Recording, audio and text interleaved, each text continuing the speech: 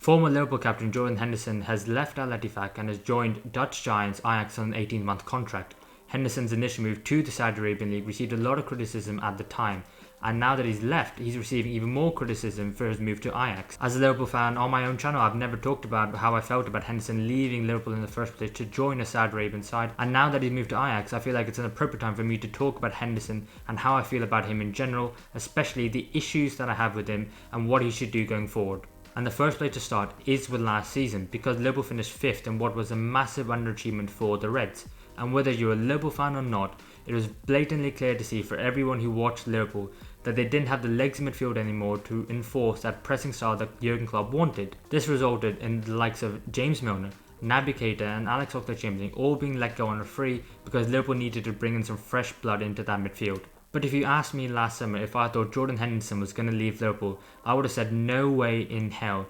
Yes, he was part of the issue of that failing midfield who didn't have the legs anymore. However, he was captain of the club, he did have vital experience, and he should have been a squad player used in that side in order to bring up the new midfielders who were going to take the mantle on for Liverpool. However, Jordan Henderson himself has come out and said that he didn't want that to be the case. He wanted to play week in, week out, and Jurgen Klopp and the owners were unable to give him that guarantee. Now, this is where my first issue with Henderson comes in, is the fact that if you look at another player who also left last summer, James Milner, he has played every single position for Liverpool apart from striker, centre-back and goalkeeper.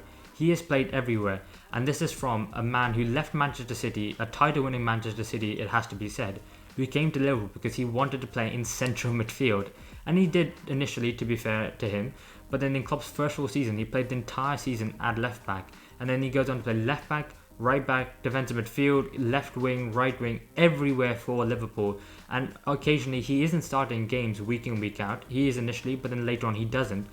And it's something that Jordan Henderson didn't want to do that because of the fact that he felt that he deserved to be starting and wanted to be starting week in, week out. And maybe that says something about the mentality of Jordan, because he wants to play week in, week out. He feels like he couldn't be a bench player, a little bit like Steven Gerrard. But let's be honest, Liverpool had an underachieving season last season. They needed a midfield rebuild, and they needed the leadership of Jordan Henderson in to be able to accomplish this to the highest level possible. Also, it seemed last summer, and he decided that he wasn't going to take a part in it anymore, and he wanted to leave. So the timing of his move is what I have an issue with, because when Liverpool needed him, he decided he didn't want to stay anymore, and he left. I mean, that's mercenary if you ask me, if anything. But also because of the fact that another player, James Milner, was able to stay and be able to swallow it. And this point, more than anything else, Brendan Rodgers in 2012 wanted to sell Jordan Henderson to Fulham after he took over as manager from Kenny Dalglish. He didn't see Jordan Henderson in his plans whatsoever, and he didn't fancy him. But Henderson said no. He said, I'm going to stay at this club because this is a club I want to stay at, and I'm going to force my way into that team. Where was that mentality this time round? This time round where he's now club captain and he's won everything there is to win, and when the club needs him, he decides to hold his hands up and go, do you know what, I don't fancy it anymore. Where was the Henderson from a decade ago who decided, I don't want to leave, I want to stay and fight for my place? Why couldn't he have done that again? And that's something that only Jordan will be able to answer himself. But for me, I thought to myself, surely, someone, time and time again, he has defied the odds and he's been able to force his way into that side. Oxlade-Chamberlain, Naby Keita, these are all players who came to Liverpool to take Henderson's spot effectively, but every time they were unable to do so because Henderson was willing to fight for it and he earned the right to do it. Maybe this time he just didn't have the fight for him. At the age of 33, he thought himself he wasn't able to do it. But it's now come to a situation where if you ask Liverpool fans, and they will have a legitimate argument to say that they remember James Milner more fondly than Jordan Henderson, and you can't argue with it because of the fact that Milner was willing to give everything, Jordan, it appears, wasn't. And the second issue I have with Jordan Henderson is that he decided to join the Saudi Arabian League, where the quality of football isn't as high as it is in Europe. I'm not trying to slight the Saudi Arabian League, but that is the hard, cold truth. The quality of football is not as good. The interest in football is high, for the country, but it's not as high as it is in Europe. So footballing wise, what was the draw to join the Saudi Arabian League? I can understand him not wanting to play against Liverpool in the Premier League and deciding to go to Europe perhaps, like he has done with Ajax in this current move, but to go to Saudi Arabia, I don't understand it. And then for him to come out and say it's not because of money, I think it's slightly hypocritical. Because in the UK, there is this idea that you play football for the love of it, not for the money. And yes, there are millions and millions of pounds involved in football nowadays, but that's not the reason why you play. You play for the love of the game and you play for the pride of the badge on your shirt. So often people don't like to talk about the money aspect of football, and the reason why they make a move potentially is for money. But I think in this situation, Henderson definitely could have said he went for the money, and it wouldn't have turned out as such a bad look for him as when he just denied it and said it wasn't for the money.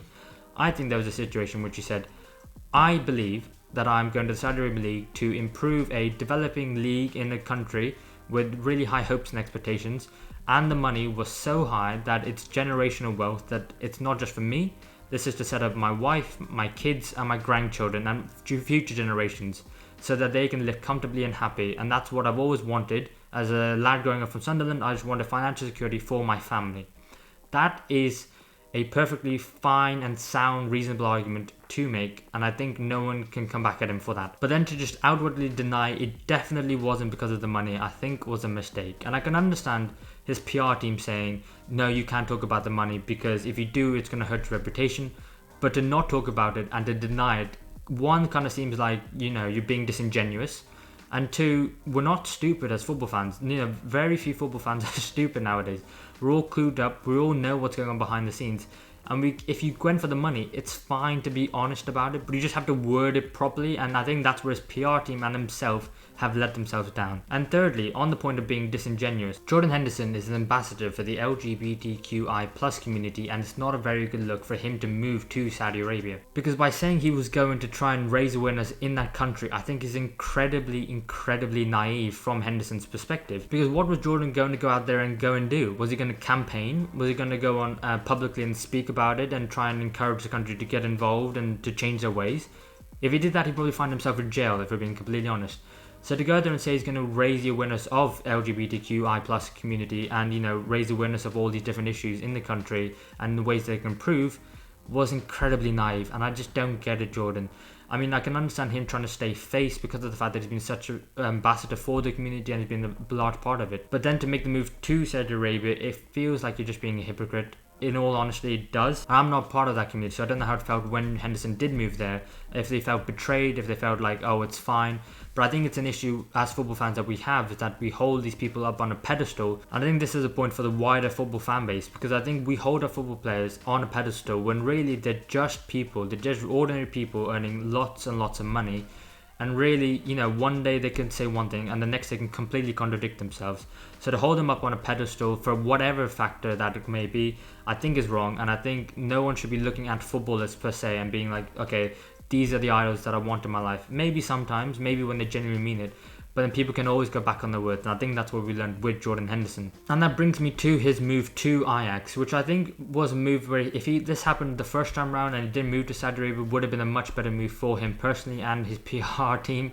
They wouldn't have to work so hard and he wouldn't have to be paying them as much as he is probably. If he was still contracted to Al-Ettifaq, they would have demanded a transfer fee. And for someone who's 33 years old, he spent 6 months playing in Saudi Arabian League, where honestly the quality of football isn't that high, he would have had very, very, very few people and clubs who were going to be willing to offer a transfer fee for him at that age. But because he got his contract terminated, it made it a lot more appealing for other clubs to be able to sign him. And I think Ajax is a good move for him. It's not in the Premier League, therefore, maybe if he doesn't want to play against Liverpool, it's unlikely that they're going to come against him apart from in European competitions. It's a big club with a massive, massive history. And they're going to be all the better for having Jordan Henderson. They're a very young side at this moment in time, and the experience that Henderson will be able to bring into that midfield and that side in general will be something that'd be invaluable to them. They don't have to pay a transfer fee for him, and they've just got to play his wages and signing on bonus. And the fact that, I've seen some of the backstage stuff of his signing day, and he seemed genuinely happy to be there, which is something that I don't necessarily think was the case for when he joined Al-Ettifaq. No offense intended, but I think that's just the truth. I think Ajax is a much, much better proposition for him and his family, to be completely honest. And I think most importantly, the Euros are coming up this summer, and Gareth Southgate is a huge fan of Henderson, and he's likely going to be involved in that England squad in the Euros. And to be able to play at the high level in the Eredivisie is something which will not only help Jordan Henderson, but also help the fans get off his back and say, okay, he's playing at a decent level, not the highest of highs that he was previously, but now at a level where he can be taken seriously and he can be considered for England, despite the fact that it's not just on reputation, but also because of the fact that it's because of where he's playing his football. And I have several issues, as I've stated, with Henderson's move to Al-Ettifaq. but I don't hate him as a person. I think he's been, 1, incredibly naive, 2, ill-advised, and 3, just don't do an interview. Please, for the love of God, don't do an interview. I think his move to Ajax is an admission of the fact that he made a mistake, and he's probably have a bit of guilt inside of him. And I think this is him just saying, this is him course correcting and just going, there's a mistake, this is where I needed to be in the first place, this is the move I needed to make in the first place.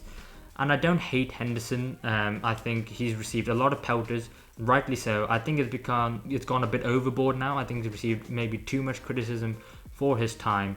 But I just wanted to make this video because of the fact that as a Liverpool fan, he was my captain for so many years. I loved him when he played for Liverpool. I was incredibly disappointed with some of the stuff he said ever since he left Liverpool. But I think now, more than anything, if he can be happy, then, I think at this point, Liverpool fans can move on because of the fact that, we've got this incredibly exciting squad going forward. If it wasn't for Henderson moving, maybe we wouldn't have got Wataru Endo or Ryan Gravenberch. And, this Liverpool midfield is looking really exciting going forward.